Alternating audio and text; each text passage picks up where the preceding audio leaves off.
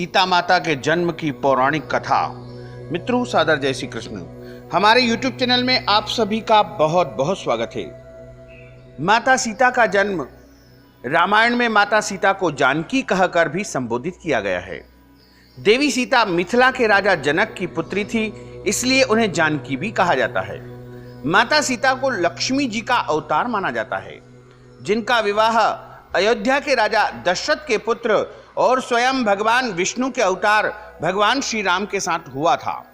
विवाह के उपरांत माता सीता को भगवान श्री राम के साथ 14 साल का वनवास झेलना पड़ा। हालांकि माता सीता के जन्म को लेकर के कई पौराणिक कथाएं प्रचलित है और अनेकों पुराणों में, रामायण में और अन्य ग्रंथों में बताया गया है कि देवी सीता राजा जनक की गोद ली हुई पुत्री थी, जबकि कहीं कहीं इस बात का उल्लेख मिलता है कि माता सीता लंकाधिपति रावण की पुत्री भी थी। ऐसे में सवाल यह उठता है कि आखिर माता सीता का जन्म कैसे हुआ। इस संदर्भ में हम आपको पौराणिक कथाएं सुनाने जा रहे हैं।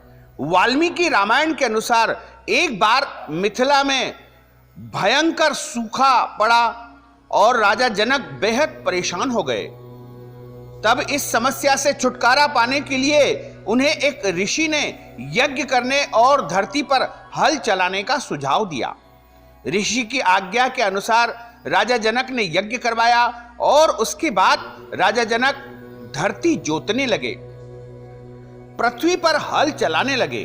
तभी उन्हें पृथ्वी में से सोने की खूबसूरत एक पेटी, एक संदूक में एक सुंदर कन्या मिली। राजा जनक की कोई संतान नहीं थी, इसीलिए उस कन्या को हाथ में लेकर के उन्हें पिता प्रेम की अनुभूति हुई। राजा जनक ने उस कन्या का नाम सीता कर दिया और उसे अपनी पुत्री के रूप में लालन पालन किया। और जब वह बड़ी हुई तो अयोध्या के राजा दशरथ के पुत्र भगवान श्री राम के साथ स्वयंवर में उस कन्या का विवाह कर दिया।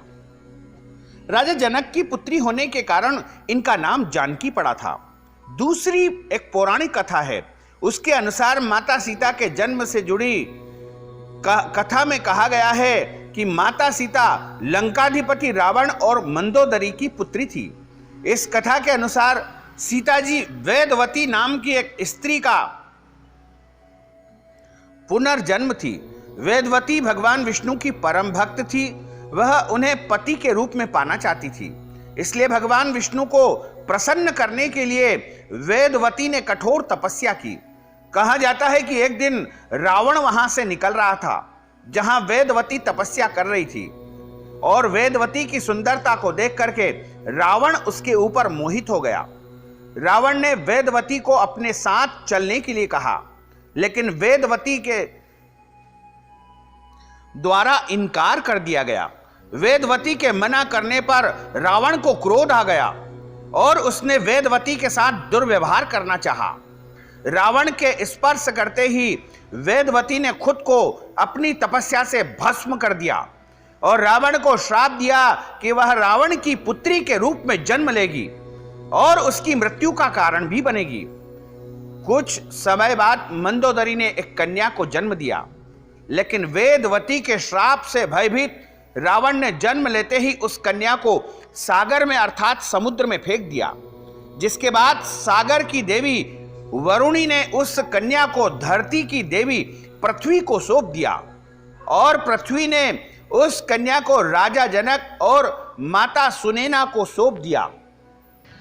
जिसके बाद राजा जनक ने सीता जी का लालन पालन पोषण किया और उनका विवाह भगवान श्री राम के साथ में संपन्न कराया।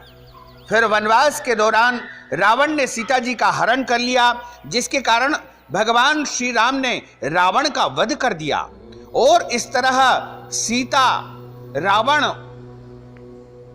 के वध का अर्थात मृत्यु का कारण बनी। तो मित्रों, सीता जी के जन्म की ये कुछ कथाएं हैं, हमने आपको सुनाई है। हमारे इस ज्ञानवर्धक वीडियो को आप अधिक से अधिक लोगों को शेयर करिएगा, लाइक करिएगा, कमेंट करिएगा, और यदि अभी तक आपने सब्सक्राइब नहीं किया है तो अभी और इसी समय सब्सक्राइब अवश्य कर लीजिए। आपको और आपके पूरे परिवार को सादर जय श्री कृष्ण, सादर धन्यवाद।